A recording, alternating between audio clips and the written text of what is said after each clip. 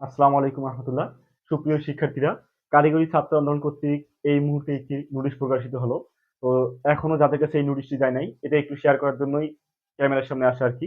তো এখানে লেখা আছে যে ন্যায্য অধিকার রক্ষার আন্দোলনে অংশগ্রহণ করা বিভিন্ন পলিটেকনিক ইনস্টিটিউটের শিক্ষার্থীদের উপর সংঘটিত অতর্কিত হামলার তীব্র নিন্দা জানাই। এই যে হামলা হয়েছে বিশেষ করে সিলেট পলিটেকনিকের ছাত্রদের উপর, এই সব বিষয়ে আপনারা আমাদের কমেন্টে দেওয়া থাকবে, এটা দেখে নেবেন।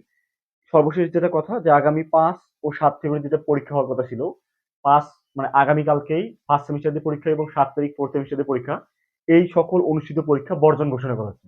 এটা কিন্তু কারিগরি ছাত্র আন্দোলনের পক্ষ থেকে আমরা বর্জন ঘোষণা করেছি। এটাতে সবাই আপনারা ঐক্যবদ্ধ থাকবেন। কিন্তু ভাই এখানে একটা বিষয় একটু বলি, পরীক্ষা বর্জন করা মানে এমনটা না যে সবকিছু ছেড়ে বাসায় চলে যেতে হবে, এমনটা না ভাইয়া। যেহেতু এটা আমাদের অস্তিত্বের লড়াই, এই জন্য সব সময় আমরা এই কারিগরি ছাত্র আন্দোলনের পাশে থাকবো। কারিগরি ছাত্র আন্দোলন থেকে যদি আপনাদের বলা হয় যে আজকে সবাই বাসা যান, সবাই যাবেন, কোনো সমস্যা নেই।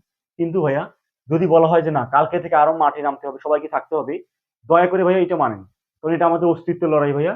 আজকে না হয় বাসায় একটু 20 দিন থাকলেন, বাকি ডিপ্লোমা শেষ হওয়া পর্যন্ত চাকরি পাবেন না, তখন তো ভাইয়া অবস্থা খারাপ হবে। তখন আপনি লজ্জায় বাসা যেতে পারবেন না, এমন একটা অবস্থা যে চাকরি নেই আপনার। বুঝলেন ভাইয়া? এই জন্য সবসময় কারিগরি ছাত্র আন্দোলনের আপডেট আপডেট যে আপডেটই দিবে, এই আপডেটটা কষ্ট হলে ভাইয়া বর্তমানে মানেন, ইনশাল্লাহ ভবিষ্যতে আপনি সুফল পাবেন। আজকের মতো আশা করি বুঝতে পারছেন বিষয়টা। আমার মেইন কথা, এই যে পরীক্ষা বর্জন মানেই বাসায় চলে যাওয়া নয়। অবশ্যই কারিগরি ছাত্র আন্দোলনের সকল আপডেট চোখ রাখবেন। বড় ভাইরা অর্থাৎ কারিগরি ছাত্র আন্দোলনের ভাইরা যা বলে তাই আপনারা মানার চেষ্টা করবেন। আজকে হয়তো একটু কষ্ট হবে, বাকি এর ফল আপনারা 4 বছর পর পাবেন। বাকি এখন এই 20 দিন যে বাসায় থাকেন ভাইয়া, 4 বছর পর্যন্ত চাকরি পাবেন না, বাইরে যে গার্মেন্টসে চাকরি করবেন, তখন লজ্জায় আর বাসায় যেতে পারবেন না। বুঝতে পারছেন বিষয়টা? এর জন্য ভাই আশা রাখবো সবাই বুঝতে পারছেন এবং সবাই কারিগরি ছাত্র আন্দোলনের পক্ষেই থাকবেন।